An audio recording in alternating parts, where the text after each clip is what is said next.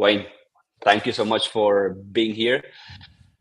So before we start this conversation, can you give a brief introduction about who you are and how you got to be an esports director of the University of Utah? Sure, Ivan. So my name is Wayne Ebenroth. I'm the Esports Director here at University of Idaho. I was just involved on a club level here at the university a few years ago, and I actually got involved in esports because my oldest kid, when she was taking a class, she had to write an essay, and her topic was actually why esports should be included in the Olympics.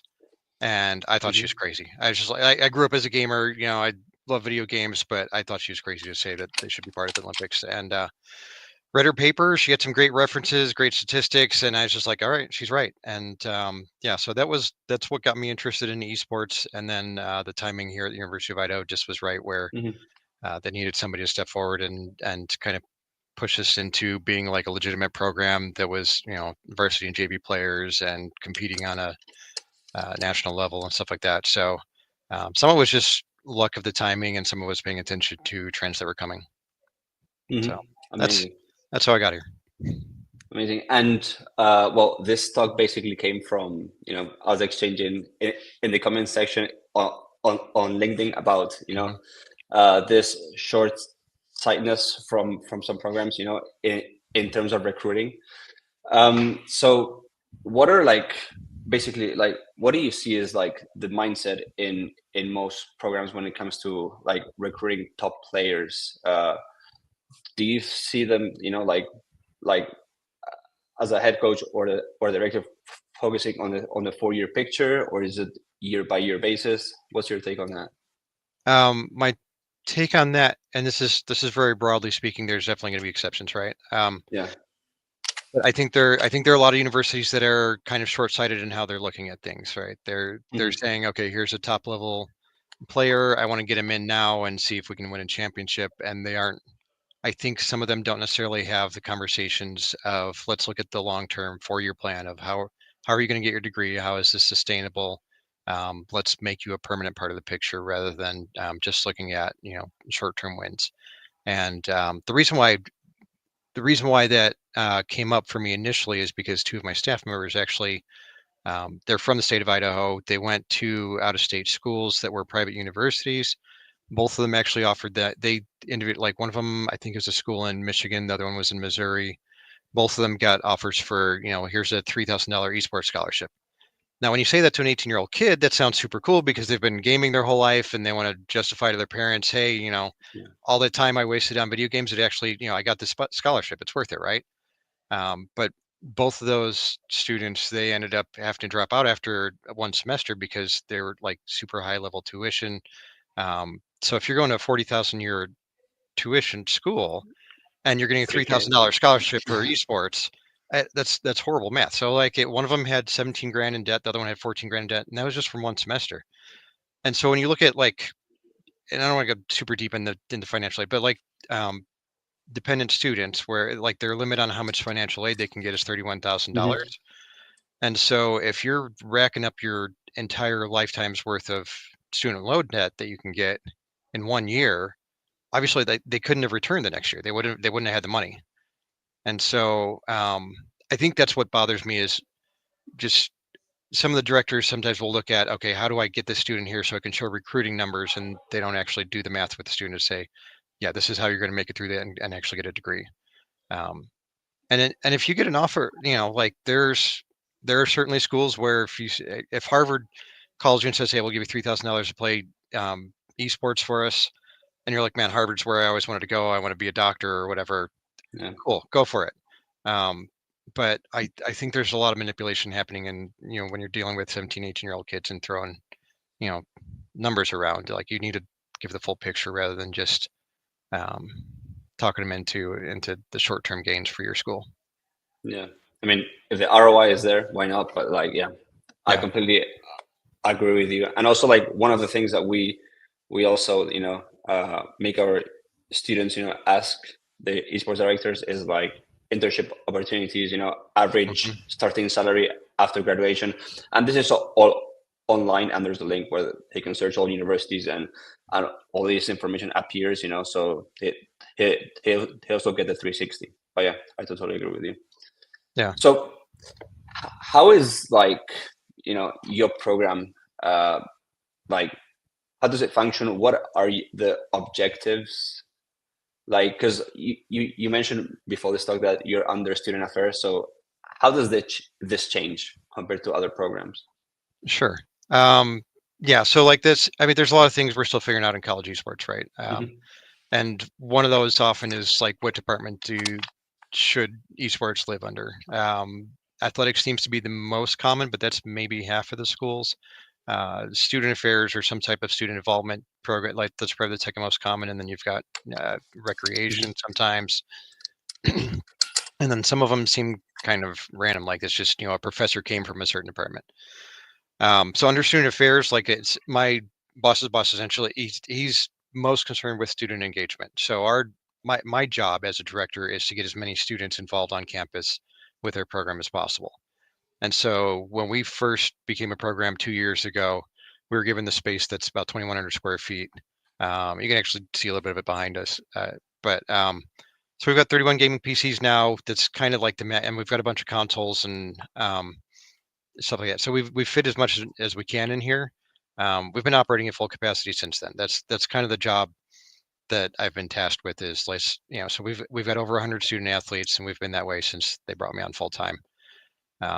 Yeah, so I know that's a different mindset than some of the, like if you're under athletics. And actually, we had a conversation with somebody from athletics yesterday, and she floated the idea of, should we actually get pulled into athletics? And we're not opposed to it, but I think there need to be certain things that happen.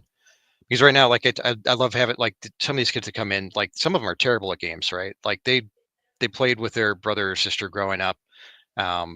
They've got a handful of hours in, and they're just going to get stomped on the college scene. So we need to provide a place for even those players that just, gamers are a unique crowd, right?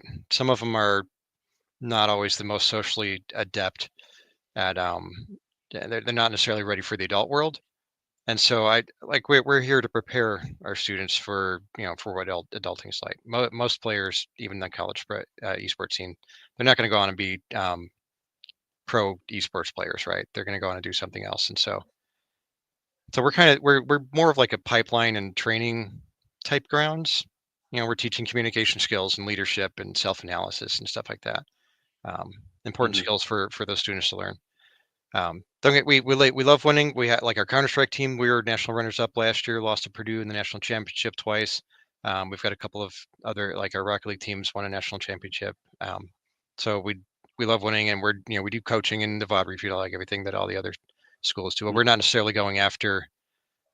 If I get an immortal Valorant player that's here, it's going to be more because they fell into our lap, rather than we're spending tons of time going out and recruiting for that. What other what other ways besides the competitive do you get students involved? Oh, sure. So we have, I've got about 30 people on staff. We're lucky here. So the federal aid work study program, the way that it works is that you can hire students and they basically get paid like it's part of financial aid. The way that it works for budgets for esports programs is that generally, and I don't know if this is always the case, but typically what's covered by work study doesn't come out of your budget. And so last year, for example, I actually had about $80,000 in work study labor that I was able to get from students that didn't come out of my budget. And so it's super. So we've got about 30 people on staff. They do social media. We've got about 15 people involved in that. And then our broadcast team, we broadcast every night. We've got multiple observers. We've got the replay machine. We've got, we actually copied Boise State's idea of having a separate analyst room. So we've got an analyst room, and we've got the commentator room. And so we've got a big broadcast team, and then just like lab check-in and graphics and video editing and stuff like that. Yeah, so we try to get students involved in other ways. And like our broadcast and mass media department, like we're getting involved with them as far as partnering with students that are in their program coming and being involved in our broadcast. Yeah, so we're doing what we can to be. We don't want to be isolated, right? Like one of the things that's going to be super helpful for any esports program is to have your university be aware of what esports is doing and the opportunities that they're offering students. Um, so like one of the things, fantastic opportunity. I highly recommend this for any esports program out there. This year we added for our broadcasts. We now have pregame interviews with faculty and staff on the campus. So like yesterday, we had our chief information officer for the entire university on.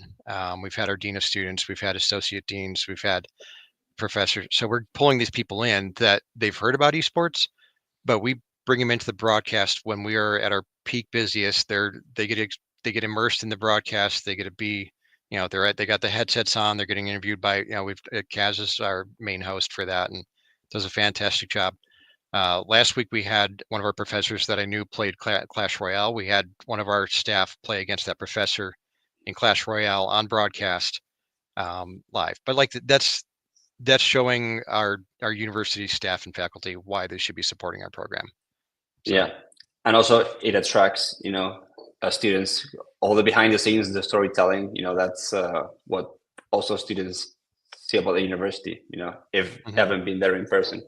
Yep. So that's amazing. And do you how do you prepare with a rivalry with Boise State? Do you do any in social media or in the pre-game interviews that you just mentioned? Do you make any and also that on one side, and on the other side, does the whole campus get involved? When it's you compete with them in other sports, but with esports, does the campus be in esports we have to beat them as well? Okay, so the rivalry part, that's an easier question. Okay, so a few weeks ago we actually got to go down to Boise State. Our men's basketball team was playing them in an exhibition match, and so Doc Haskell down there, he's just like, hey Wayne, do you want to do some esports on the same day? So we brought our Smash team and our Rocket League teams down, and we actually beat them in Smash. Our Rocket League team, I know they have fantastic Rocket League players, Overwatch and Valorant. That's that's their bread and butter, right? Our Rocket League team, game 3, it was a 3-2 game. We had a couple of scoring opportunities at the end. Loved it. The people that we had there, they're going crazy for it. We kind of had a home field advantage in their arena. It's a lot of fun. Lost in Rocket League, won in Smash. So love that rivalry. They're a great program. University of Montana, we're kind of building up a rivalry with as well.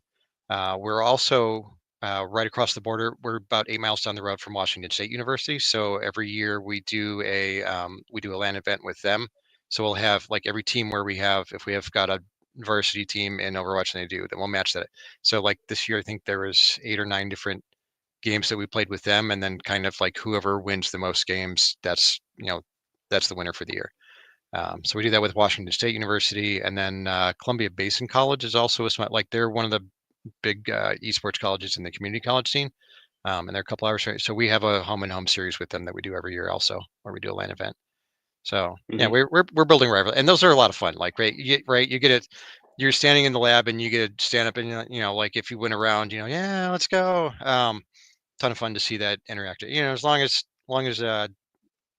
egos are kept in check and stuff like that. But yeah, because I also love universities that have this passion for university within generations, because they've been for many years, and that some small private universities don't have that, maybe one generation or two, but so I also and how you're working with Washington State or other universities, to push more on social media and stuff like this stuff. So, yeah. Oh yeah, we definitely we get on social media and we do the smack talk, and we're trying to make it fun, right? This is, it's at the end of the day, it's a game.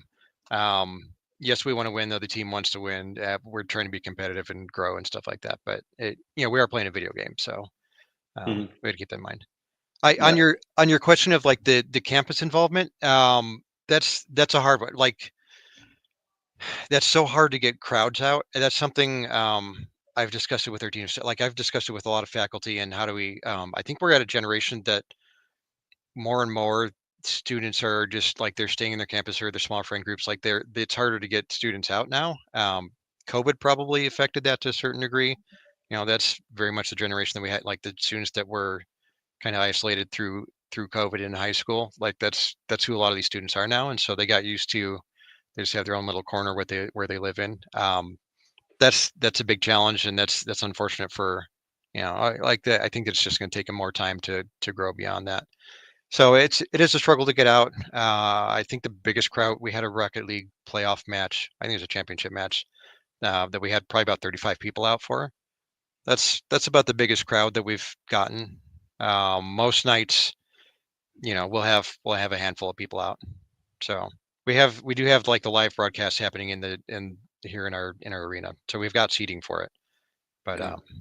yeah, You, that's a you need to challenge. negotiate. You need to negotiate with the professors, to get some extra Mhm. credit to go to the.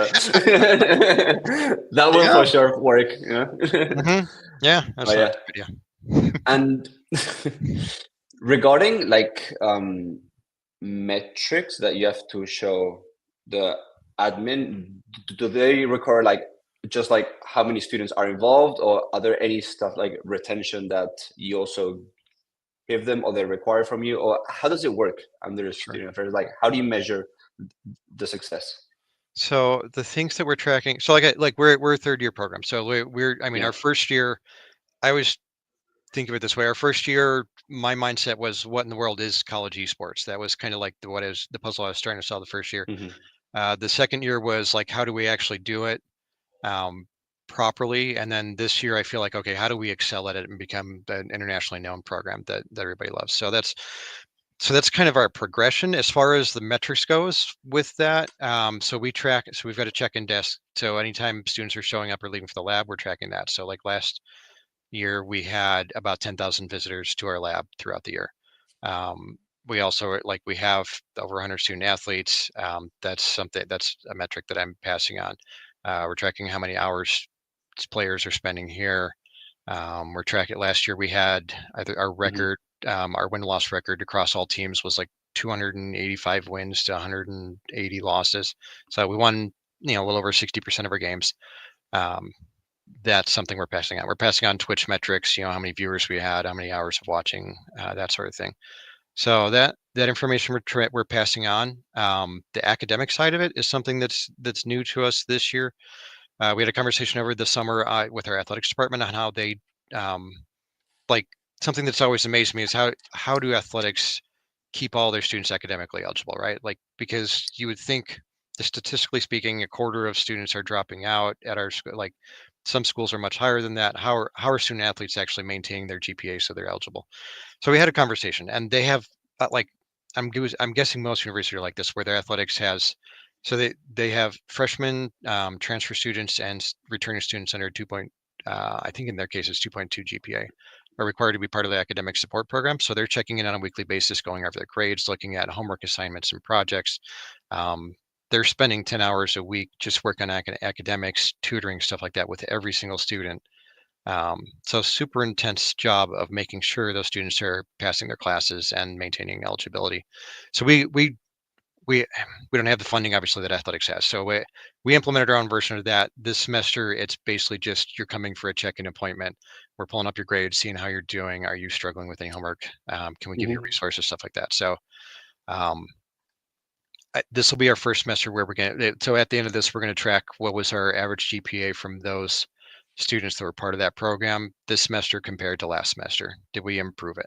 I suspect the answer is going to be yes. I know of a few students already that um, they had several years. One of them is a senior, and he should actually graduate this semester. He's like 7 semesters into his last year, so he was flunking most of his classes and he just needed to finish.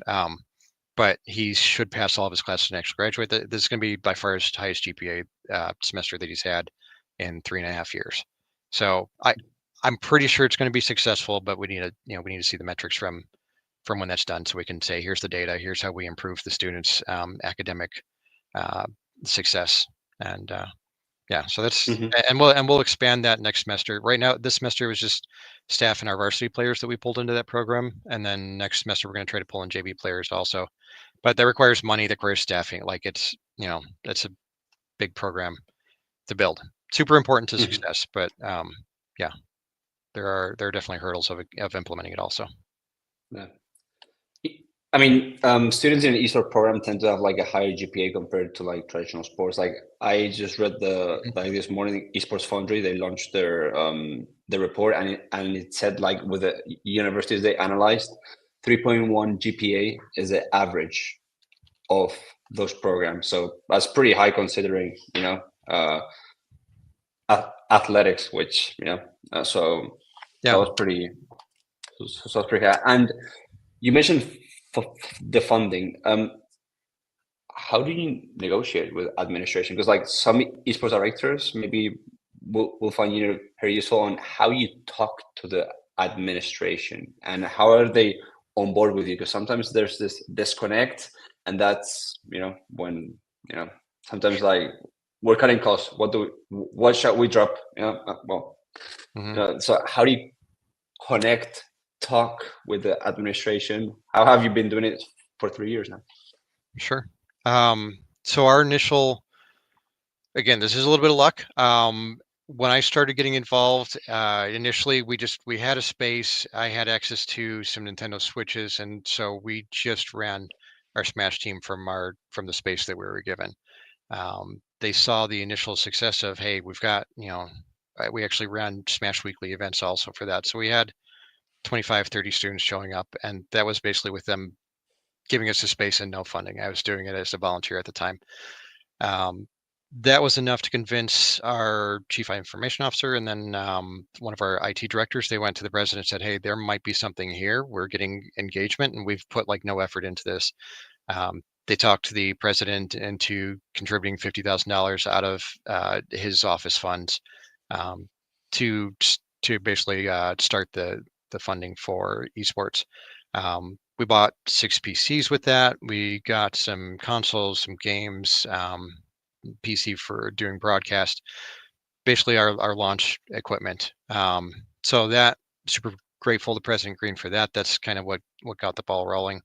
From there was a discussion between IT and student affairs, which department we should live under.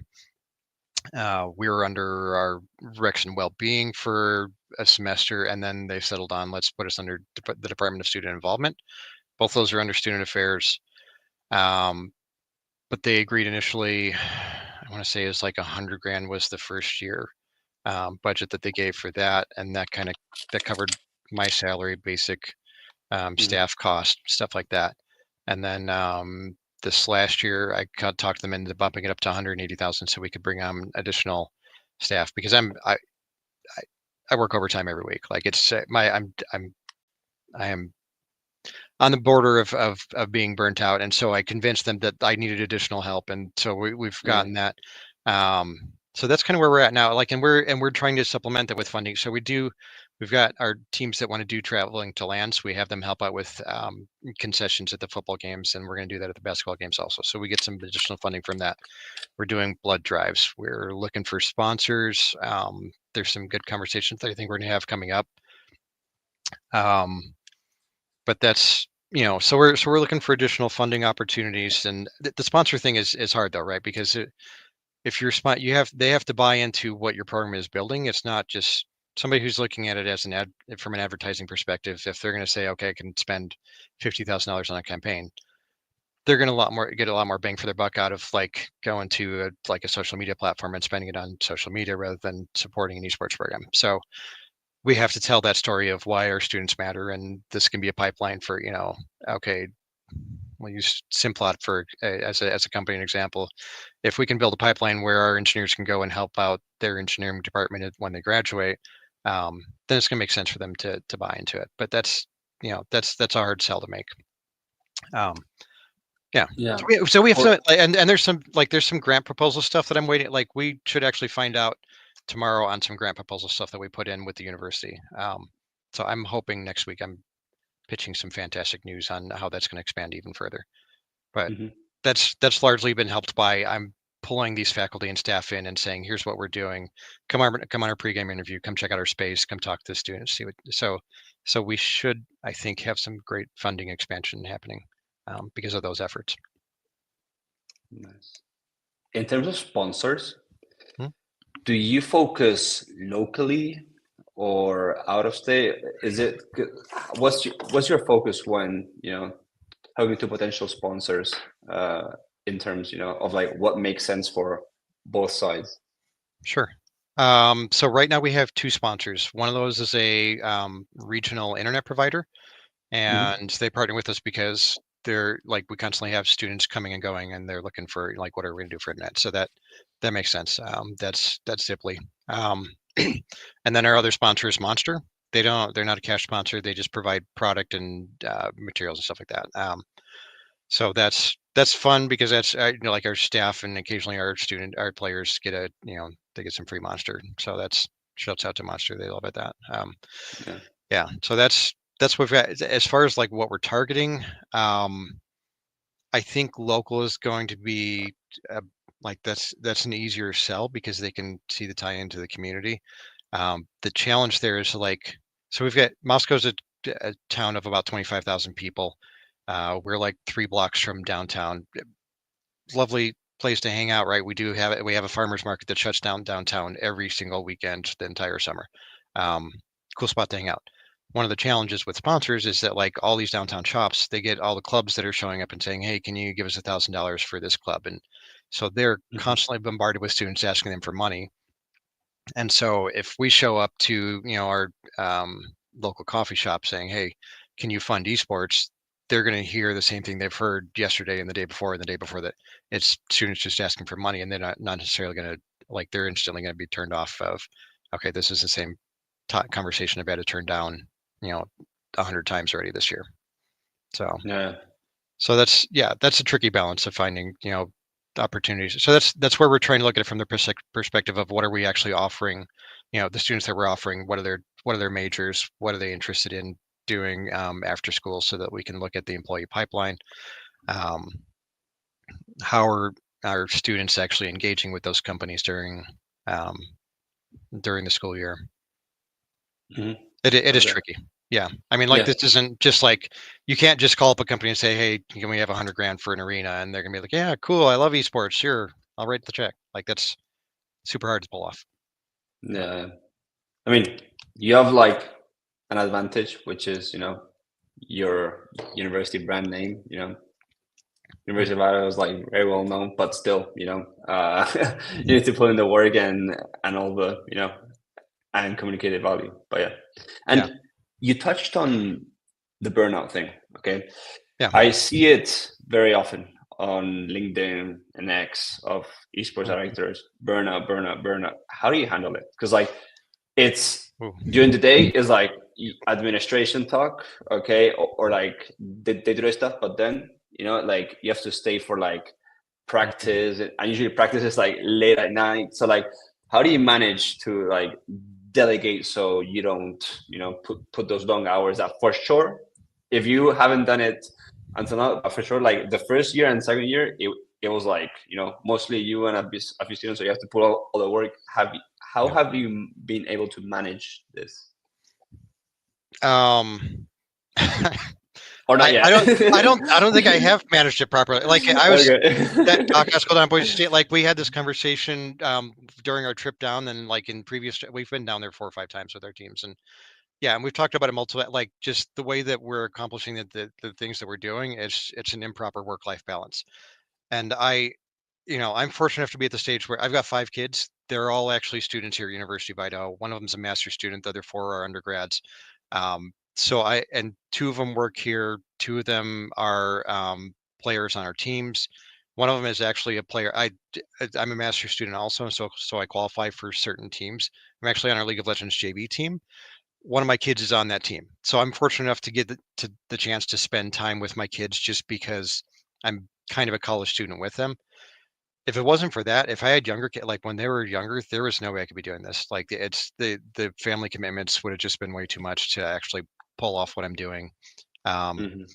I, I think I survived because I love what I'm doing. There's a ton of fun to me. Like there's the bureaucracy and red tape and all that kind of stuff. Like there's the hurdles if you're working in an academia setting.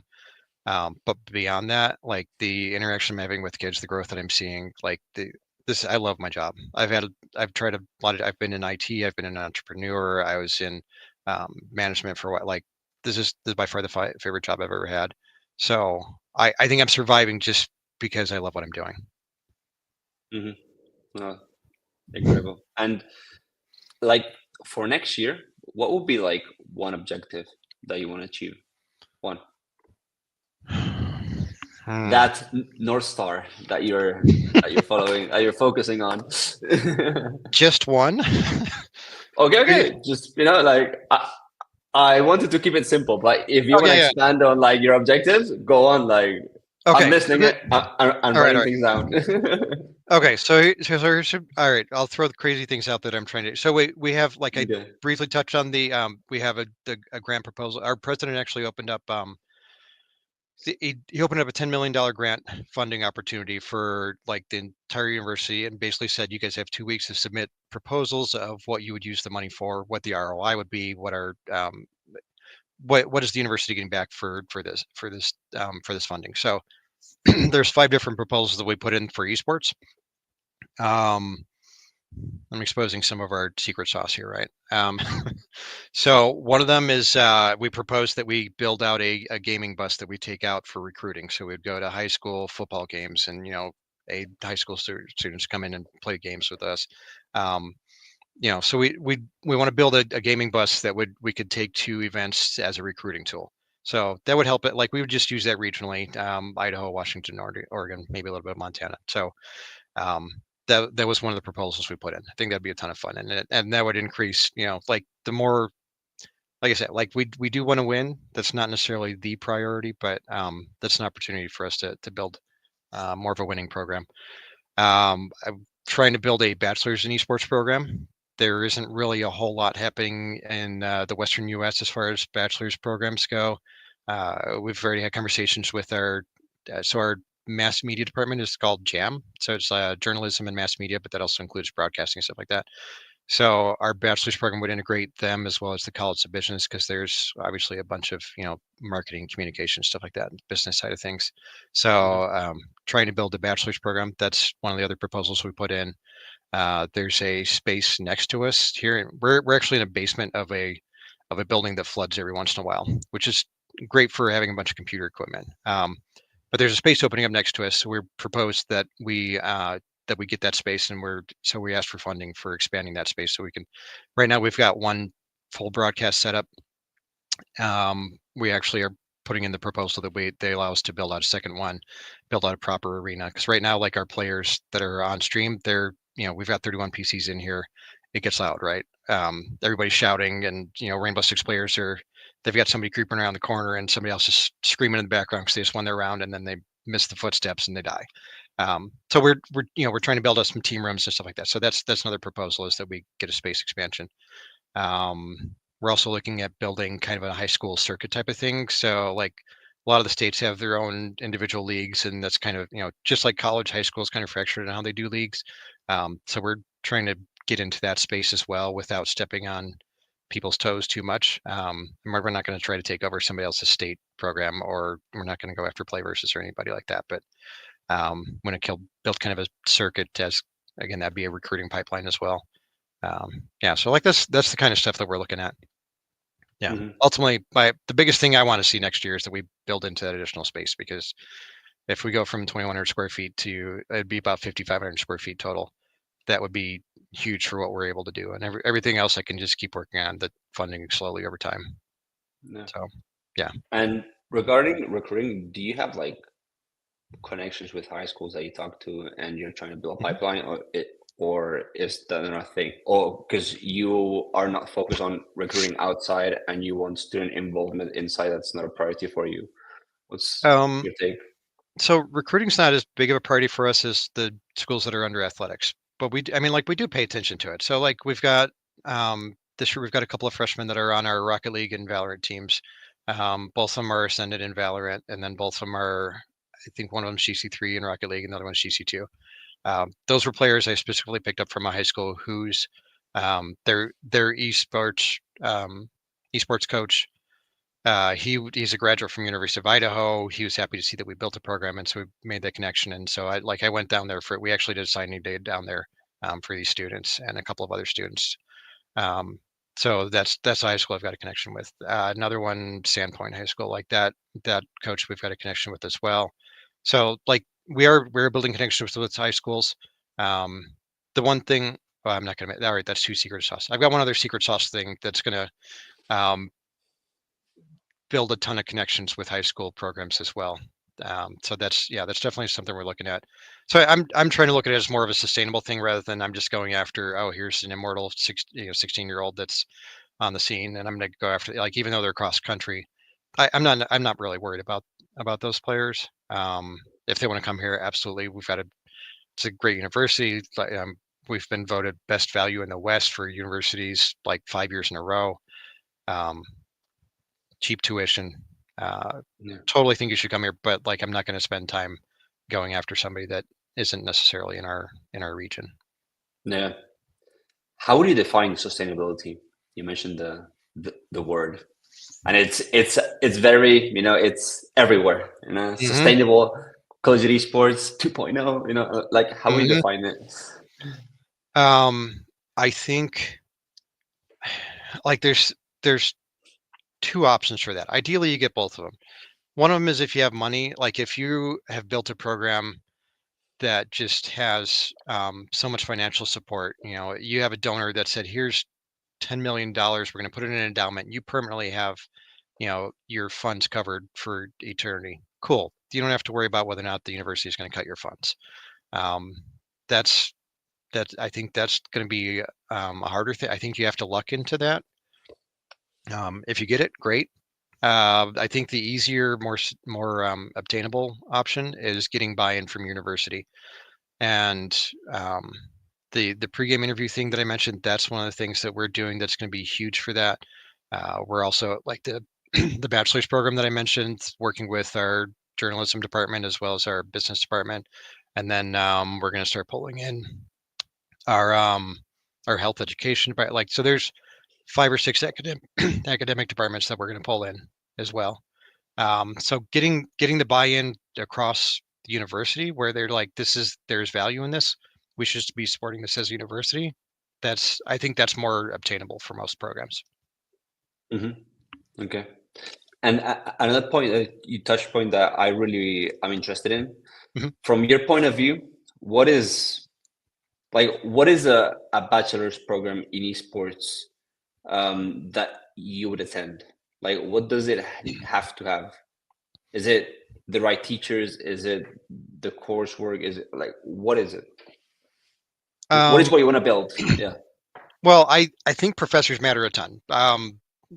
Higher education is changing a ton. You've got AI coming out, like the advancement of technology is super rapid.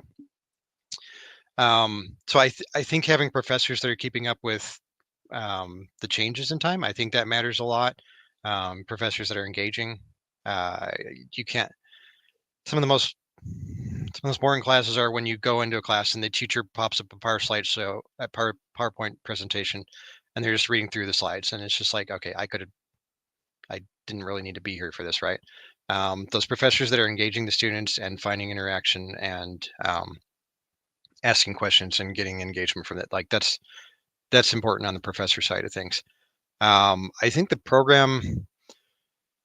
I think one of the questions I just saw an interview this morning from the Arizona State University president, where he talked about the value of basically training students to be adaptable and being lifelong learners.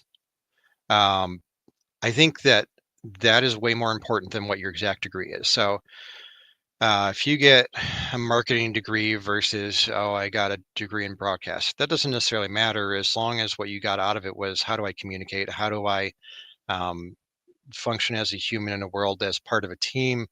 How do I build leadership skills? Like the soft skills, I think are far more important than how do I do A, B, or C. Um, Hmm. so I like in our case, for just because of how our academic programs fit, like I think if we got exactly what I wanted in a bachelor's program, we would have two different paths. One would be on the broadcast side, production focused, and then the other would be on the business side of esports. So there'd be kind of like two main focuses, and then like so your upper level classes would be on either one or the other. And then there'd obviously be a bunch of core classes, like an intro type class and the business of esports and stuff like that. So they'd have some common classes as well. So I think that that matters, and that would give you a broad exposure to the industry. But hopefully we could build it in a way where you're building those soft skills. How are you improving your communications? How are you understanding marketing and how companies function and stuff like that? Yeah, amazing. Yeah, because again, I'm gonna repeat. I was reading the Esports Foundry report. Everything I say is not my information, so I want to mention them. But like they like the universities they analyzed is only 30% of them are involved in bachelor's, minors, or certificates. Related to esports. So there's a lot that we can still do. So yeah. Oh yeah. I've got students, like I was talking to one of my staff, I was talking to her the other day, and she's like, this is her third semester. This is going to be the third time that she switches majors. She doesn't know what she wants to do. She's a 19-year-old kid, right? And she's trying to figure out her life plans. And I'm like, just take it chill. You don't have to have all the answers right now.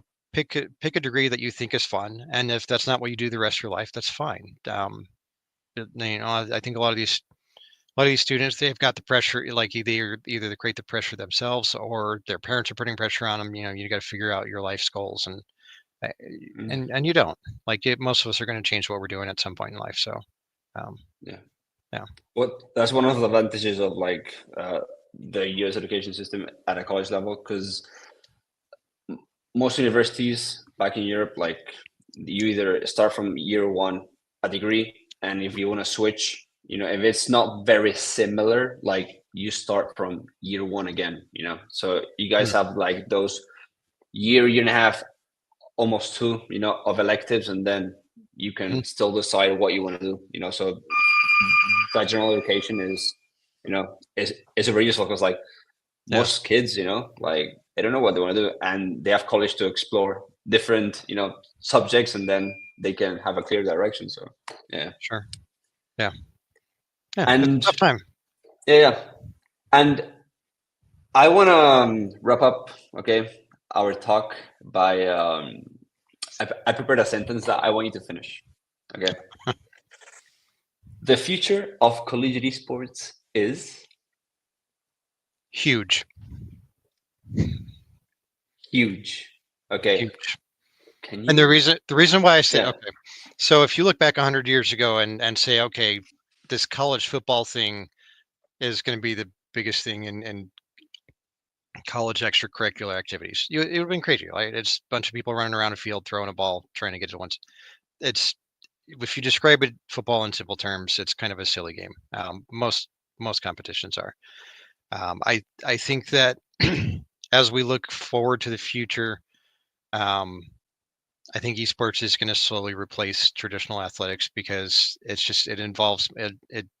gets more and more students involved that cannot get involved in athletics. I'm 6 foot tall. Nowadays, I wouldn't make a basketball team. There's zero shot of it, right? But college esports, we have, it doesn't matter your physical stature. It doesn't matter how short or tall you are. It doesn't matter if you're muscular or not. Anyone who wants to put the time and energy in, they can participate in college esports. And you can see that in our program. I'm sure most programs across the country, where these are not players that you would say, okay, yeah, they can go play football, but they can go play Valorant. Yeah. Easy. So I think esports will slowly replace what athletics is. I think that the big hurdle of getting there, you touched on the audience thing. That's probably the biggest nut to crack. I think that's the viewership. Yeah. Yeah. Because that's what athletics has. Yeah. Yeah. Okay. Wayne, thank you so much for your time and for adding this much value. And I really appreciate you having here. Those 44 minutes we spent talking went flying for me. Great. Thank you, Ivan. Appreciate you having me on.